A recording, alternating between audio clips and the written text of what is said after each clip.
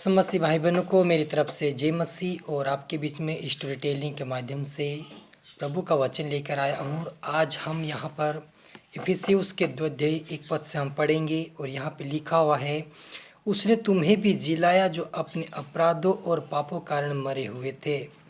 यहाँ पर पौलुस कहता कि जिस समय हम यीशु मसीह को नहीं जानते थे उस समय हम पाप के बंधन में पड़े हुए थे, हम अपने अपराधों में फंसे हुए थे। लेकिन परमेश्वर ने हमारे पर दया और कृपा किया और यीशु मसीह को हमारे बीच में एक बलिदान के रूप में हमारे बीच में लाया और उसको बलिदान करके हमें फिर से जिलाया और हमें एक नया जीवन दिया, वो है प्रभु यीशु मसीह की ओर से। इसलिए पौलुस कहता कि तुम अपने अपराधों और पाप में आप पड़े हुए थे, लेकिन यीशु मसीह ने फिर भी आपके ऊपर दया किया और आपको फिर से जीवन एक नया दे दिया है। और लिखा हुआ है, जिनमें तुम पहले ही संसार की रीति पर और आकाश के अधिकार के हाकिम अर्थात उस आत्मा के अनुसार जो अभ्याज्ञा ना मानने वाले में कार्य करता है। जिस समय हम प्रभु यीशु मसीह को नहीं जानते थे, यीशु मसीह ग्रहण नहीं किए थे, उस समय हम इस पृथ्वी के ऊपर जितने भी हाकिम हैं, शैतानी गढ़ है, जो पूजा पाठ, मूर्ति पूजा, हर प्रकार की जो व्यवस्था है उसको हम उसके अनुसार चल रहे थे और उस आत्मा को लेकर चल रहे जो बुरी आदतें से हमें जकड़ रही थी, हमें बुरी बातों में फंसा रही थी, हमें लड़ाई झगड़े में फंसा रही थी और परमेश्वर के प्यार से दूर करते हुए उस आत्मा को हम लेकर चल रहे थे जो परमेश्वर की आज्ञा नहीं मानती। और पौलुस आगे कहता कि हम सब भी ऐसे ही पहले शरीर के लालसाओं को दिन बिताते और शरीर के मन की इच्छाएं पूरी करते थे। उस समय हम प्रभु यीशु मसीह को नहीं जानते थे, उस समय परमेश्वर के प्यार से हम रहित थे और अपनी मनमानी लेकर हम चल रहे थे और अपनी शारीरिक इच्छाओं को पूरी करते थे।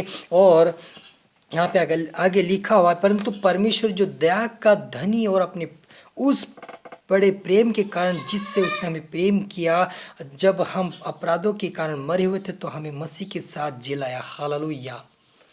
आज यीशु मसीह ने हमारे इस पाप के बंधन को तोड़ दिया, हमें आज़ाद कर दिया है। वो उस परमेश्वर की वजह से हमें एक जीवन मिला है। हमें उस परमेश्वर का धन्यवाद देना चाहिए कि हमें उस पाप के बंधनों से हमें छुड़ा लिया है।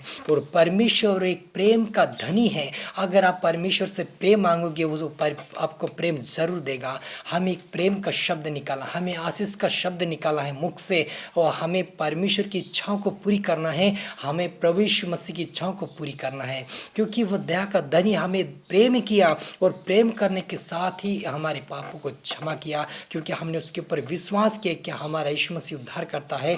तो यीशु मसीह ने हमें एक नया जीवन दिया, हमें पाप के बंधन से तोड़ा, हमें शैतान के हाथों से छुड़ाकर हमें आज़ाद किया है। तो हमें फिर से हमें संसार के सदृश नहीं बनना है, लेकिन अब हमें प्रभु यीशु मसीह के वचनों पे चलना है।